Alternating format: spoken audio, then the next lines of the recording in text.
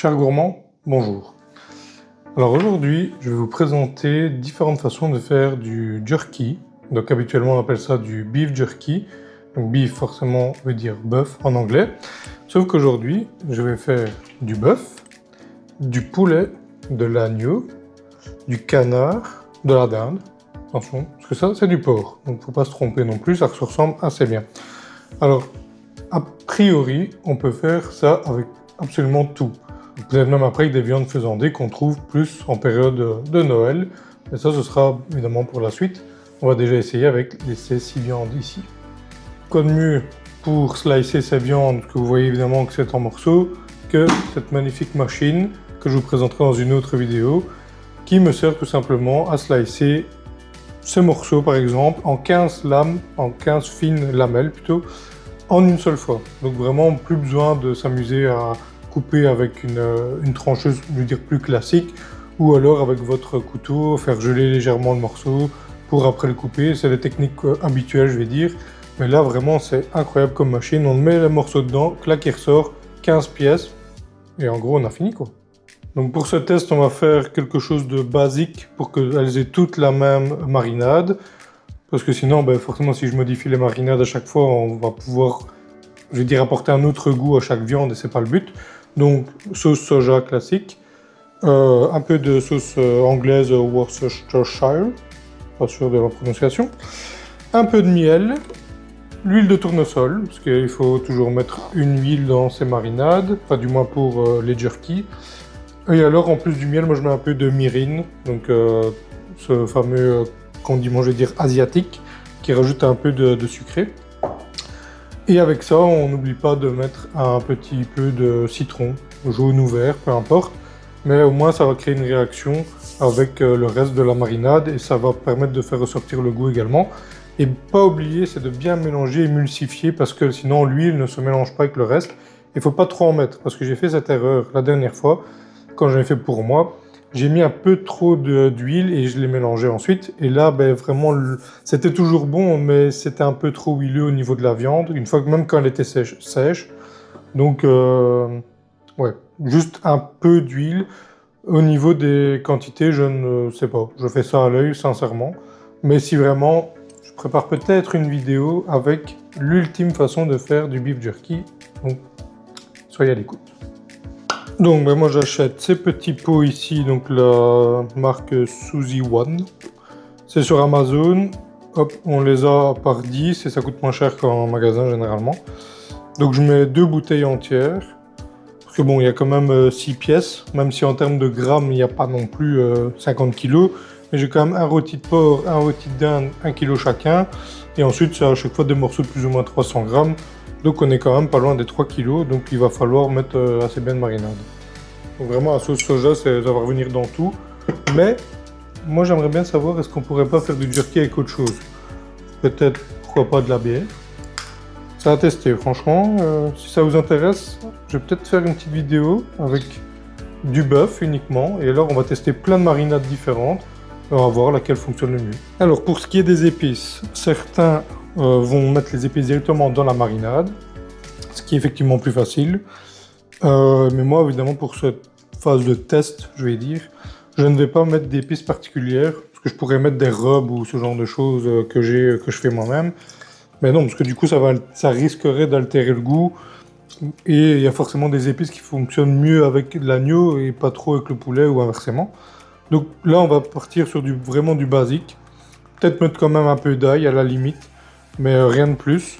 Et alors s'il faut, ça c'est au moment du séchage, juste avant de les faire sécher, là vous saupoudrez un peu votre hanche. Et là on a vraiment les marinades qu'on veut, avec l'assaisonnement qu'on veut également. Et si vous posez la question de comment faire sécher finalement vos viandes, moi j'ai acheté un déshydrateur parce que c'est quand même plus simple. Mais si vous n'avez pas envie d'acheter, et si vous n'avez pas envie de vous casser la tête à avoir un appareil électroménager en plus, machin, un appareil de cuisine, au final votre four il fait très bien l'affaire. On le met aux alentours de 70 degrés et on est parti pour plusieurs heures. Donc il faut avoir un four qui est bien étanche parce que sinon ça va créer forcément plus d'humidité et moi ça finit par couler par en dessous. Donc c'est pour ça que je préfère avoir mon déshydrateur ou au pire le barbecue. Voilà, juste quelques secondes, hein, forcément ça va très vite. Moi c'est un blender qui va sous vide, donc ici j'ai pas utilisé la fonction, mais sinon ça retire l'air. Bon après c'est pas pour tout non plus, hein. Pour faire une marinade j'ai pas besoin de mettre ça sous vide. Même si pour mariner, et pas pour faire la marinade, mais pour mariner apparemment ce serait plus intéressant de mettre sous vide votre aliment. Donc il existe des petits compartiments qu'on peut mettre sous vide. Et après là, a priori ça permettrait de faire pénétrer mieux la marinade à l'intérieur de la viande parce que c'est sous vide. Bon, j'ai déjà fait le test parce que j'ai acheté ça sur Amazon. J'ai pas vu la différence, hein, sincèrement. Donc là, je récupère le jus. Alors, le seul problème, c'est que ça pèse 25 kg. Donc j'ai beau la salle, ça reste lourd. Voilà, je vais essayer de vous le mettre ici pour normalement qu'on ait une vue plus ou moins dégagée. On va commencer par le bœuf. Donc je viens mettre mon assiette en dessous. Je prends mes deux. Ça c'est des rumsteaks parce que ben, forcément il y a très peu de gras dedans.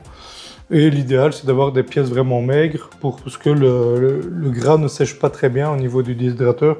Bon, généralement je prends l'onglet. L'onglet, ouais, il y a des petits filets de gras dedans. Ça marche très bien. Hein. Je veux dire, le canard, il y a une couche de graisse au-dessus, ça va marcher aussi. Mais l'idéal, c'est vraiment d'avoir des pièces maigres. Donc ça fait un peu de bruit, désolé. Je prends ma pièce. Et voilà. Vraiment en 3 secondes. Hein. Voilà. Bon, quand même couper parce que c'est un peu chiant. Je vais vous montrer ça quand même s'il y aura de nouveau, comme j'ai dit, une vidéo détaillée. Et voilà, le nombre de plus ou moins 15 à chaque fois. Voilà. Ici, très fin. 3,5 mm. Parfait en fait pour faire du jerky.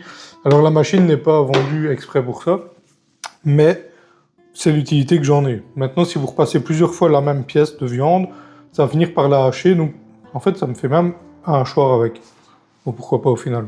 Par contre, petit point santé, ne jamais mélanger les viandes crues et viandes cuites. Donc une fois que l'assiette on l'a utilisée pour la viande crue, évidemment on peut remettre la viande coupée dedans parce que c'est toujours la même, mais jamais mélanger avec de la viande cuite quoi. Et alors même chose pour les marinades, une marinade qui a été utilisée pour une viande, ne jamais la réutiliser après, sauf si on la fait bouillir. Donc ça faut quand même faire attention parce que les bactéries après, quand même pas ouf. Voilà, donc ça m'a pris, je sais pas, 3 minutes pour tout couper. Et là on voit que j'ai tous mes morceaux. Donc à chaque fois de nouveau, chaque morceau va créer 15 petites lamelles comme ça. Un peu longues en fonction forcément de la taille du morceau. Plus le morceau est petit, plus ce sera petit, mais ce sera toujours coupé à 3,5 mm. Donc ça c'est vraiment top du top. Et j'ai vraiment hâte de voir l'agneau. Ça c'est vraiment bien. Et alors le canard, waouh, incroyable. Hein. Donc ça j'ai vraiment hâte de voir. Maintenant il n'y a plus qu'à prendre les sachets Ikea, mettre tout dedans, mettre la marinade. 24 heures au frigo et après on se retrouvera forcément demain pour la suite. Bon voilà, c'est les tout grands sachets comme ça, parce que comme ça moi je vais pouvoir bien écraser, bien malaxer pour faire pénétrer la marinade au mieux. Donc je les ai éparpillés pour être sûr de savoir qui est quoi. Maintenant forcément il n'y a plus qu'à prendre le petit sachet, prendre notre mixture, hop on verse. Bon je crois que j'en aurai pas assez mais c'est pas grave, je le referai après. Et puis on vient étaler et malaxer pour que tous les morceaux soient imbibés et que ça pénètre bien partout, quoi. Et laisser ça mariner à son aise jusque demain, comme je l'ai dit. Et ensuite on va tout retirer et on va tout étaler dans le déshydrateur ou le barbecue en fonction de chacun. Moi ce sera dans le déshydrateur si j'ai assez de place. Et après là on est parti pour 6 heures plus ou moins de déshydratation. Après, on laisse reposer un peu. Moi, j'aime bien quand c'est plus frais que chaud quand ça vient de sortir, donc je les mets un petit peu au frigo. Et puis on déguste, hein, mais ça, on verra dans la suite de la vidéo. Bon, voilà. J'espère qu'on n'entendra pas trop le lave-vaisselle. Bon, malheureusement, il faut aussi parfois nettoyer. Donc, j'ai terminé de faire tous mes emballages avec, évidemment, comme on avait dit, l'agneau, le canard, la dinde, le porc, le poulet et le bœuf. Donc maintenant on va passer à la dégustation, juste un petit morceau de chaque. Évidemment j'en ai déjà mangé un petit peu et mes amis également. Donc on va voir ce que ça donne. Pour rappel, ils ne sont pas vraiment assaisonnés plus que la marinade. Donc si c'est déjà bon, ça veut dire qu'avec un petit 2-3 épices en plus, à mon avis ça doit être vraiment une dinguerie. Bon moi j'ai envie de partir du plus classique, le bœuf. Bon, déjà, on voit que niveau texture, ils sont bien secs. Hop, ils se défont direct. Ouais, c'est solide. Franchement, c'est vraiment bon. Maintenant, c'est vrai que c'est peut-être un petit peu trop sec. Le déshydrateur, j'ai peut-être mis un peu trop fort, 80 degrés. Mais je voulais pas non plus que ça dure 10 ans. Des fois, on pourrait le mettre à 65, 70 pour garder quand même vraiment sur la longueur. Ici, j'avais mis 6h30, 6h à 80 degrés. À voir. Maintenant, franchement, c'est quand même bon. Alors, on va passer à la dinde. Ouais. Bien cassant aussi, mais voilà, il faut tirer un peu. Donc pour moi, c'est une texture que je recherche. Vachement plus léger, mais c'est bon. On sent bien le goût de la viande forcément, vu qu'il n'y a pas trop d'épices. La sauce soja prend pas le dessus. Et je n'ai plus fait l'erreur de mettre trop d'huile, donc c'est vraiment pas huileux du tout, c'est nickel en fait. Un de mes classiques également, le porc. Celui-là, je vais l'appeler Francis, pour ceux qui ont la ref. Faut plus tirer, bien sec, ouais. Un classique, hein, vraiment, c'est très bon le porc en jerky. Ça, je vous recommande si jamais. Le poulet, celui-là, ouais, un peu plus cassant. On dirait qu'il a gardé moins de matière, vraiment sec. Mais bon, après, c'est du poulet, c'est logique. Bon, déjà plus sec de base, du poulet. Très léger. On sent moins le goût quand même. Moi, ça le fait, franchement. Je pense qu'avec du petit épice cajun ou quoi, qui va très bien avec le poulet, ça peut être une dinguerie. Bon, là, comme ça assaisonnement, ça va, mais c'est pas non plus... Le canard. Alors ça, le canard, je vais vous montrer, donc il y a forcément sur le canard, il y a une couche de graisse au-dessus. Je l'ai gardée, elle s'enlève très facilement, donc c'est pour ça que je l'ai gardée. Celui qui veut, ben, il la mangera. Je vais goûter sans. Fort similaire au bœuf, bizarrement. Mais c'est bon, franchement, c'est bien bon. Et avec un petit morceau de gras. Ça rajoute quelque chose quand même, le gras. Alors forcément, ben, il n'a pas vraiment séché, parce que ça reste du gras. Donc bon, c'est compliqué de le faire sécher à un max. Mais vraiment, belle texture. Vraiment, du jerky, vraiment, ça c'est vraiment pour moi la meilleure texture jusqu'à maintenant. Mieux que le bœuf encore. Parce qu'il a gardé une certaine humidité grâce au gras. Donc, ouais, ça vraiment bien. Et le dernier, celui sur lequel j'avais plus d'interrogations, que j'ai vraiment jamais testé, c'est l'agneau.